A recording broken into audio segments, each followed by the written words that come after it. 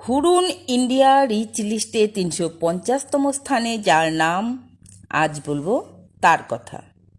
আজীবন তিনি করেছেন দান ধ্যান। দেশের ধন কুবেরদের তালিকায় প্রথম 10-এ কখনোই স্থান পাননি। তিনি হলেন প্রবাদ প্রতিম শিল্পপতি রতন টাটা। 6টি মহাদেশ জুড়ে 100টিরও বেশি দেশে টাটা গোষ্ঠীর পদচিহ্ন, 30টিরও বেশি কোম্পানি তিনি নিয়ন্ত্রণ করতেন। তবুও জীবনযাপন ছিল নজিরবিহীন। তিনি একজন কুকুর প্রেমিকও ছিলেন। রতন টাটার জন্ম হয়েছিল 1937 সালে এক ঐতিহ্যবাহী পার্সি পরিবারে। জন্মের 3 বছরের মাথায় বাবা মা আলাদা হয়ে যান। পড়াশোনা মার্কিন যুক্তরাষ্ট্রে। তিনি গাড়ি ও বিমান চালানো শিখেছিলেন। একবার হেলিকপ্টার